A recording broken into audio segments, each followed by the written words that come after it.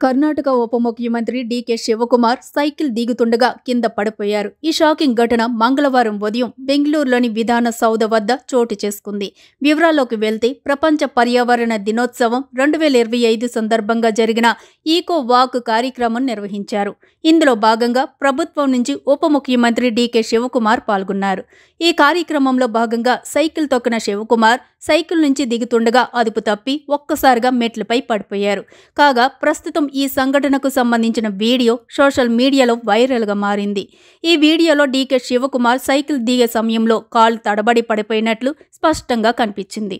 అయితే ఆయన వెంటనే లేచి నవ్వుతూ కెమెరామెన్లను ఇది చూపించొద్దు అని సరదాగా చెప్పుకుంటూ అక్కడ నుంచి వెళ్లిపోయారు. ఈ ఘటనలో ఆయనకు ఎలాంటి గాయాలు కాలేదని, ఆయన సురక్షితంగా ఉన్నారని అధికారులు తెలిపారు. అయితే ఈ ఈకో వాక్ కార్యక్రమం ప్లాస్టిక్ కాలుష్యాన్ని అరికట్టడానికి అవగాహన కల్పించే లక్ష్యంతో జరిగింది. డిప్యూటీ సీఎం శివకుమార్ ఈ సందర్భంగా బెంగళూరు వాతావరణం గురించి మాట్లాడుతూ అహ్మదాబాద్లో 40 డిగ్రీల ఉష్ణోగ్రత ఉంటే ఇక్కడ 22 డిగ్రీలు ఉంది అని పేర్కొన్నారు. తమ ప్రభుత్వం పర్యావరణ పరిరక్షణకు అనేక చర్యలు తీసుకుంటుందని వివరించారు.